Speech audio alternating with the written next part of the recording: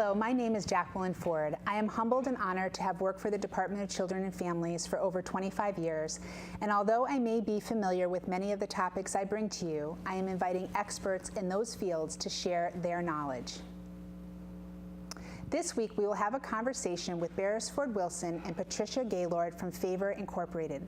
We'll talk about the Simulation Lab training program and how it helps to prepare social workers at DCF to effectively engage families in keeping their children safe.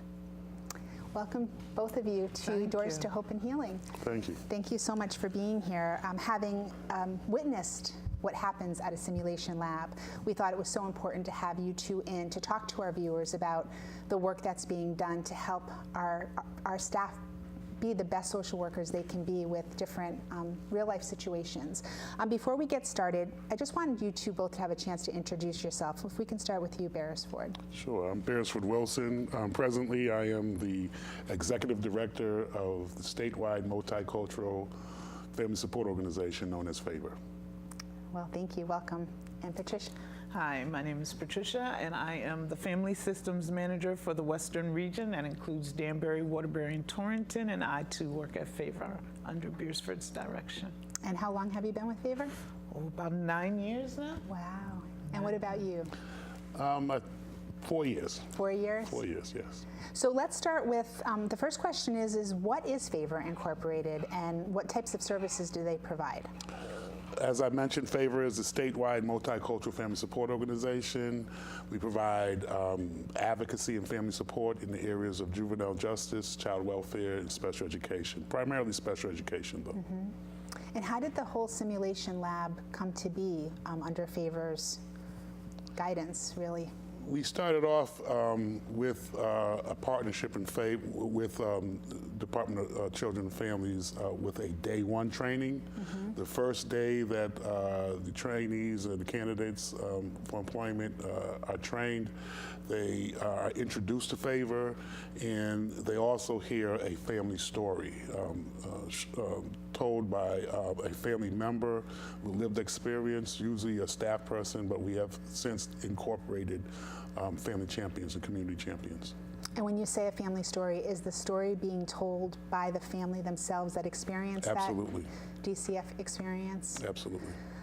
Patricia, talk to us a little bit about the Sim Lab and explain to our viewers what the Sim Lab is. As I said, I had a chance to be at the Sim Lab, and I witnessed the acting that was happening, and I knew just in the way that you and the DCF social workers were interacting with one another that you brought it to life. You know, you definitely made me cry, and you touched my emotions in watching the stories that you shared. Can you tell us about the Simulation Lab? Like, what is it?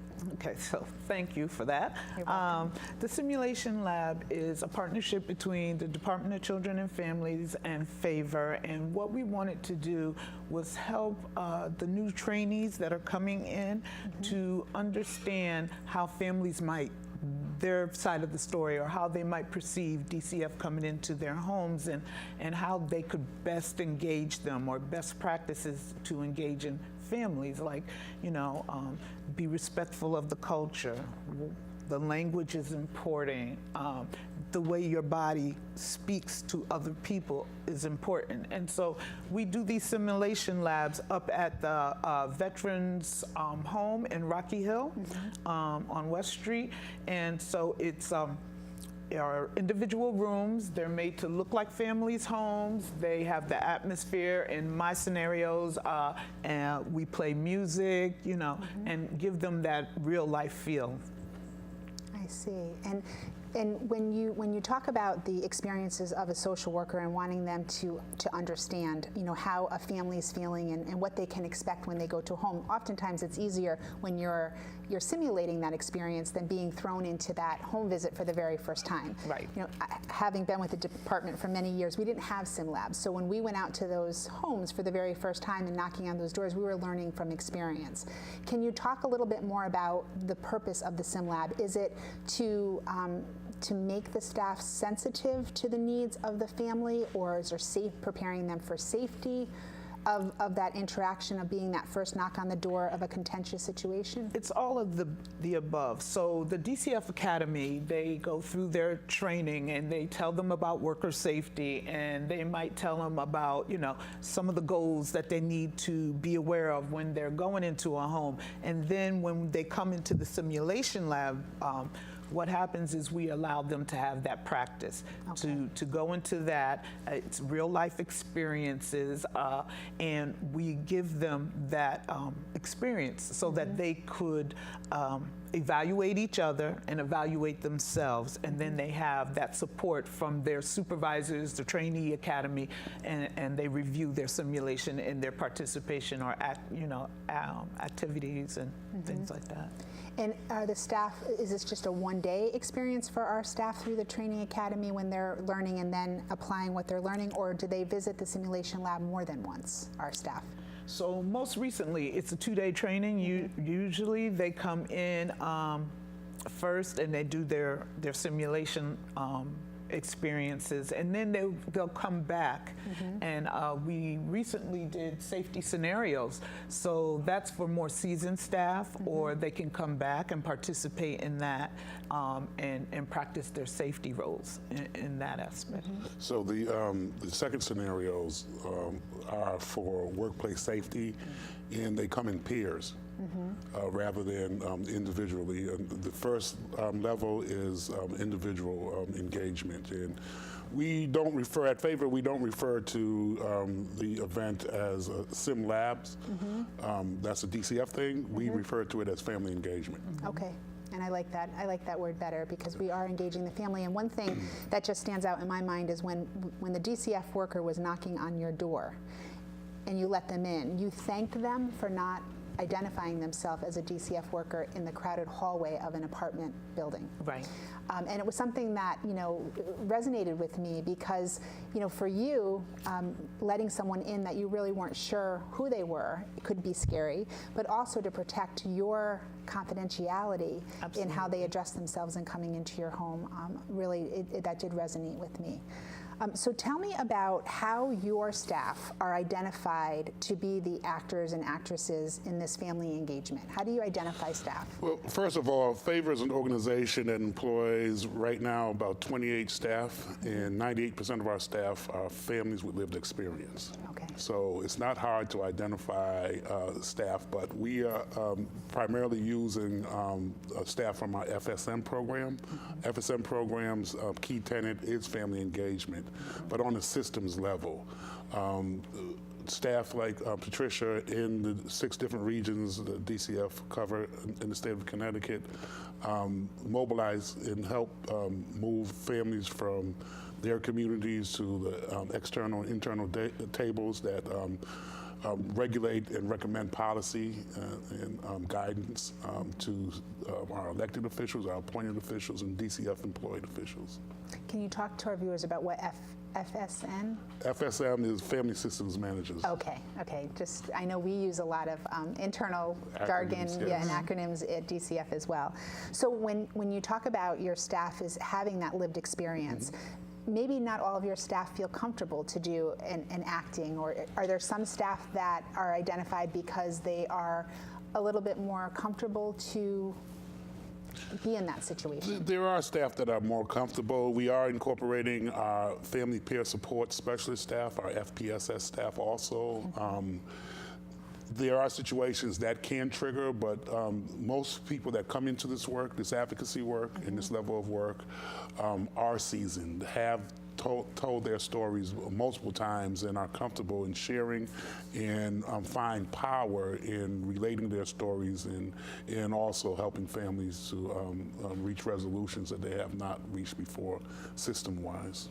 And with the reenactments of a family situation, is it always something that staff person had experienced, or just that they had lived experience in general? Well, the fact that they've had lived experience, also that they engage with families in their work on front lines that have had these experiences, so we can relate to that. It is relative, and you know, we present in a way where the DCF staff and the trainees can see how it feels from our perspective, and I think that's very important. And what is your experience in looking back at this program and how it's doing? Do you feel that it's a valuable tool for DCF staff? Do you think it's successful? Absolutely, it's successful, and we're building on that success. And usually, success isn't sensationalized or shown to the public as much as failure is shown. So we're happy to do this. We really know that we are making this, people think about what comes out their mouth, how they approach people, how they approach families. We use family-friendly language. We don't call the families that we engage and serve, we don't call them clients. We don't call them patients. We call them families and individuals, what they are. We show them respect and dignity, and we think that's important. And what has been the feedback from staff, from our agency staff? Have they found this to be a useful tool in their learning? Oh, okay, yes. They speak very highly of it. They're excited about it. The new social workers, they thank us because they need to practice those skill sets that they're learning. And even some that have been out in the field and come back said, you know, I wish I had had this before I went out. So it's very successful. And what we're trying to do now is just have our family champions now participate in it and have our youth come in and to give a sense of realism, more realism to the engaging family scenario. So, yeah, everybody seems to enjoy the collaboration, the partnership, and participating in these. And I know our commissioner is very, she finds that collaboration with our community partners as being such a valuable way for our agency to be successful in reaching our families. And I know that having witnessed this myself, I do wish it was something that I had had many years ago, because I think it would instill confidence in our staff and train them in the best way. Can you talk to our viewers about some of the simulations or family engagement exercises that you do with our staff, the different topics that you talk about? I know that when I was about safe sleep and about teenage substance abuse use. So can we talk about that a little bit? We try to look through everything through a racial justice lens. And so we have an LGBTQ scenario that's done. We are in the development stages of having just all Spanish-speaking engaging family scenarios. So we have intimate partner violence, we do safe sleep, we do LGBTQ, substance abuse, juvenile justice, there's a piece in there. So we try to cover multiple systems and multiple experiences that families might have. So we're doing a lot of work with our LGBTQ community, with our youth, our families, and also creating a level of awareness in the state that we welcome LGBTQ families to be foster and adoptive families for us. Talk to me a little bit about that scenario with the LGBTQ. Well, in that scenario, it has to do with one of the parents that have mental health issues. This is a very affluent family, and then they have an adopted boy, two women, and they have a little adopted son or a foster child that's just playing outside. So it's a safety scenario for the child, whether they're in imminent danger or not, and it addresses some mental health issues, but it also addresses the fact that this is a same-sex couple, and you really need to check yourself before you participate in this. Like, what are your opinions? You know, how do you feel about that? It doesn't matter when you're engaging families, right? So you need to be able to compartmentalize that and separate yourself from this, right? So we talk a little bit about that. that's a passion of Favors as well, the LGBTQ. So we're trying to engage that population as well, make people aware, because it seems like sometimes this is the invisible a group of families and youth. That's what I've been hearing through my community conversations, is that they even feel invisible at times. So these same children are in our school system, and they're also in our community, and we need to find a way to engage and support them and welcome them. And so we absolutely do, and part of what the main reason for this show, Doors to Hope and Healing, is to help our viewers understand those myths and misconceptions about the department, to lower those barriers so that we can find more homes for our children, and provide the best casework that we can to our families that we're serving. And I think that it's extremely brave and humbling to hear you share your experiences as families with experience, because in so many fields of social work, the best practice is done through the lens of someone who understands entirely what that family is going through and what that worker is going to encounter. So is there any supervision or peer-to-peer review that's facilitated after these experiences? Beresford, I can ask you. Yes, Magina DeLons is our Director of Family Engagement. She is a supervisor over the Family Systems Managers Program. And we meet regularly with that staff on a monthly basis to review all the things and all the activities that we are engaged in. We had the opportunity to expand our services about 5 years ago, 6 years ago, with the Family Systems Managers program, and we embraced it. And although it was a little gray and not as transparent as one would like it to be in the beginning, one of the phrases that our DCF partner uses is, "We are building the plane as we fly it." It's kind of scary, but I think Pat can elaborate on how it felt and when they began to start to understand some of their mandate and how they engage families and what it led to, and her perspective on that.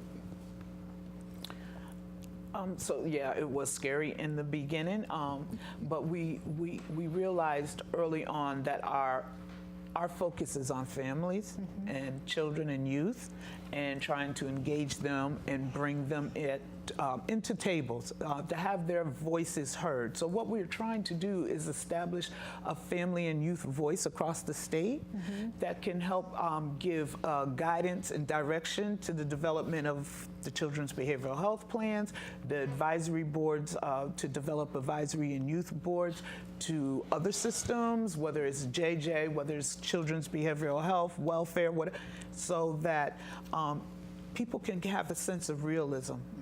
Families are the direct recipients of the services, because that's what we are. We're service providers, right? And so the direct recipients of these services are our children, youth, and families. And so how can you improve upon your services, or what services are needed, unless you talk to those direct recipients? And so I am very passionate about having youth and family voice at the table, because you can't do anything about them without them. You're absolutely right. Right? And it's not us taking the place or being the voice of family members. It's us encouraging them, motivating them, and letting them know that they have that power and that they have that voice, and we help them to amplify it. One of the primary tenets of the Family Systems Managers program was to, and I like to say this because it's an arduous task, and I think Pat explained it very well how it's broken down and the different objectives in that task, was to transform the department into one that is family focused and child centered.